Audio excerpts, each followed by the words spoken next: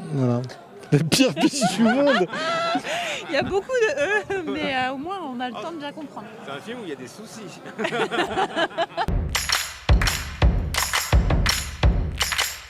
Bah, c'est l'histoire de François, mon personnage, qui est en quête de paternité, marié avec le personnage de Noémie, joué par Mélanie Douté, et qui désespère aussi d'être parent et débarque dans cette famille quasiment. Un personnage joué par Louise Bourgoin.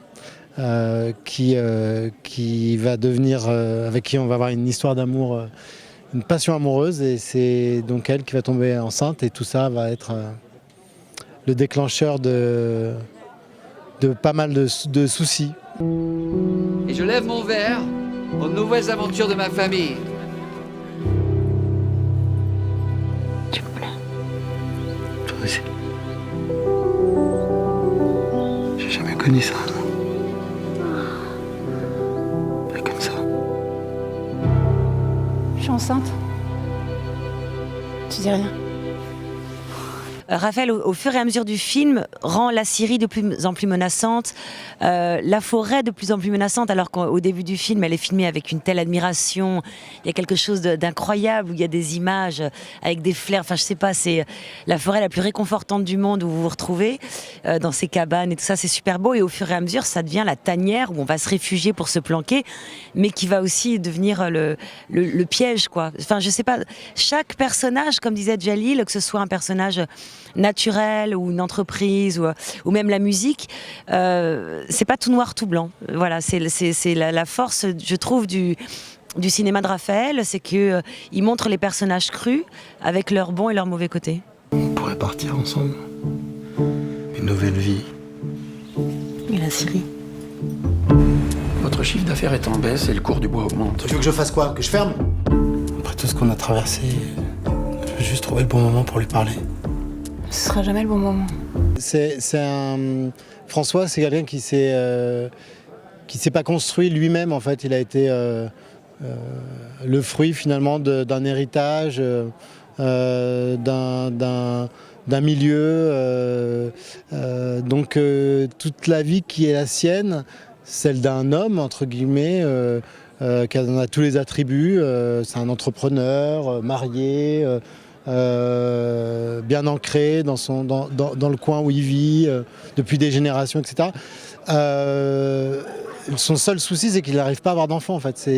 Ça atteint même sa vision de la virilité. On va lui parler, d'accord? Non, je peux pas. Vas-y maintenant!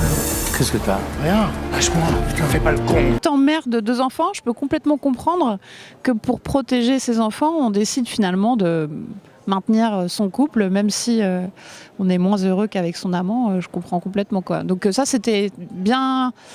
Enfin, j'ai pas eu de problème à jouer ça. Après, c'était une sorte de cadeau aussi d'être vraiment enceinte dans le film, au moment où j'étais censée jouer une femme enceinte, de tomber vraiment enceinte dans la vraie vie et d'être gardée pour le film, et puis finalement que le plan de travail se soit adapté à ma grossesse, ça m'a beaucoup aidé aussi à jouer Patricia. C'est quoi pour vous être un bon père? C'est être présent. C'est le guider dans la vie. C'est l'aimer. Raphaël, le metteur en scène, il a des parents qui sont aussi dans le Jura, qui ont été agriculteurs, qui ont voulu qu'ils reprennent l'entreprise, etc. Il y a beaucoup de lui dans le scénario. L'intelligence de Raphaël Giacoullo, c'est de nous donner à voir une France et des personnages qui nous ressemblent, et en même temps d'avoir un petit pas de côté. Et ça vaut aussi dans son genre de cinéma, c'est-à-dire qu'on est vraiment dans un cinéma typiquement français, on reconnaît des personnages, une façon de les raconter, et en même temps on flirte avec le thriller. Et il est jamais là où on l'attend, en fait. Et évidemment, ça y participe, les décors. Moi, ce que j'ai aimé aussi avec ces décors et avec cette histoire, c'est que progressivement, c'est le genre de film où il y a des choses qui s'additionnent. Et c'est aussi le cas parce qu'il y a beaucoup de choses qui s'additionnent. Parce qu'il n'y a pas que mon personnage, les personnages des deux femmes, de la famille, tous les personnages secondaires, on les comprend parce qu'ils sont. Il y a plein de petites pièces. C'est comme un puzzle comme ça où les pièces s'additionnent et donnent du sens. Et un spectre très large sur toute cette famille.